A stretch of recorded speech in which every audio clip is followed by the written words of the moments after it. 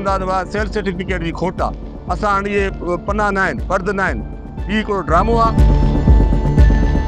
सिंध में असांजो revenue department corruption में भरियल आहे। हिते का बि सहूलियत न आहे, ॿिन्ही हथनि सां आवाम खे लुटियो ई फुरियो थो वञे। बोर्ड ऑफ रेवेन्यू सिंध जे सूबाई रिकॉर्ड सेल में सेल सर्टिफिकेट किताबनि जी मुबैना खोट सबबि सूबे जे 136 तालुकनि में रेवेन्यू निज़ाम सख़्त मुतासिर थी वियो आहे, जंहिं जे नतीजे में आम माण्हुनि जा रोज़ाने जा ज़मीनी ऐं मिल्कियती मामला रोलड़े जो शिकार बणिजी पिया आहिनि। सरकारी ख़तो किताबत मूजिबि deputy director board of revenue bar bar senior member के आगाह कयो आहे त 27 नवंबर 2025 खां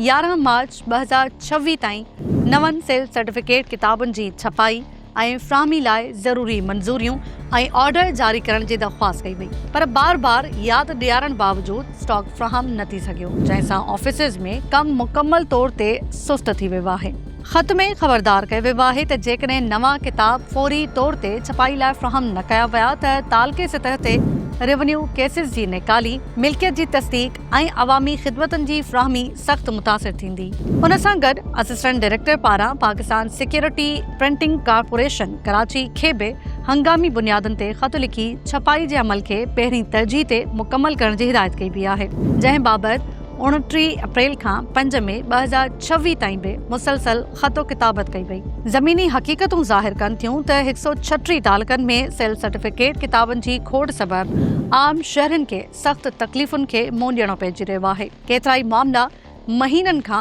इल्तिवा जो शिकार आहिनि, जॾहिं त कुझु इलाइक़नि में रेवेन्यू अमलदारनि ते मुबैना तौर गैर रस्मी तरीक़े सां कमु हलाइण ऐं करप्शन जा इल्ज़ाम बि साम्हूं आया आहिनि। सिंध जे जेको रेवेन्यू खातो में जेका करप्शन जी बाज़ार गरम आहे ऐं दादू तालुके जे अंदरि या खैरपुर जो ई मेड़ हुजे, जेके मुख़्तियारकार वेठा आहिनि उन्हनि खे जेको सेल सर्टिफिकेट या फर्द दाख़िला आहे उहो शहरनि खे ॾियणो आहे ऐं उनजी फी जेका 500 रुपया आहे दाख़िला जी सेल सर्टिफिकेट जी फर्द जी, हिते तपेदार उन्हनि जा पटे वाला हिकिड़ी करप्शन जी बाज़ार गरम कई वेठा आहिनि। उहो साॻियो ई फर्द 30,000 40,000 50,000 सेल सर्टिफिकेट जो लख रुपए ताईं ॿोली हले थी ऐं हिकिड़ो ग़रीब शहरी वञे थो उते ऑफिस में वेहण जे लाइ तयारु न आहिनि, बंगलनि में सुता पिया आहिनि, उन्हनि जा हेठियां वाठा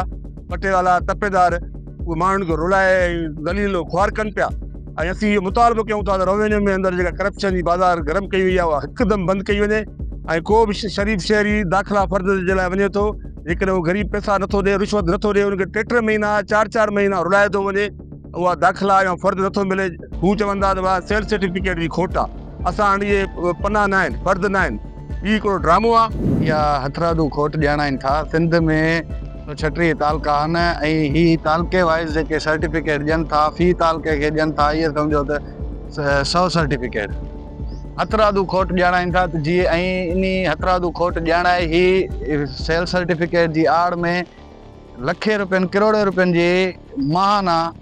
करप्शन कनि था। तपेदार मुख़्तियारकार या इन्हनि खां वठी बोर्ड ऑफ रेवेन्यू ताईं मेंबरनि ताईं जेको आहे हिननि जी चेन ठहियल आहे ऐं फी फर्द जेको आहे जंहिंजी सरकारी चालाना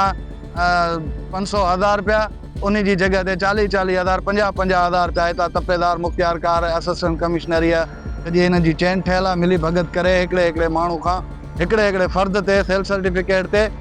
30 40 50,000 रुपया वठंदा, जंहिंजो सरकारी चालाना सिर्फ़ु 500 या 1000। ही हथरादू खोट इन जे लाइ पैदा करनि था त हिते माण्हुनि खे उहो इन शइ जे लाइ माना मजबूर था करनि, माण्हू दरबदरनि, पोइ दरबदरी खां हिननि खे पक आहे त दरबदरी खां माण्हू उहे पैसा ॾींदा। जेको असांजो रेवेन्यू डिपार्टमेंट आहे ओवरऑल पूरी सिंध में करप्शन में भरियल आहे। जेके बि खातेदार या को माण्हू पंहिंजी जॻह जो सेल सर्टिफिकेट या फर्द कढाइणु वञे थो, उनखे पहिरीं ॻाल्हि त लालीपॉप ॾिनो थो वञे त भाउ मथां प्रिंट कोन आया आहिनि, पना असां न आहिनि कोन के, उनखे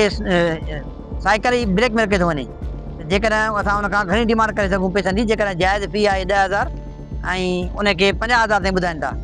बसि साहब खां तुंहिंजे करे मिंथ करे वठी आयो आहियां, इहो हिकिड़ो पनो तुंहिंजे करे मिलियो आहे, तुंहिंजो भाग आहे 50,000। जेकॾहिं ग़रीब माण्हू 50,000 ॾिए थो त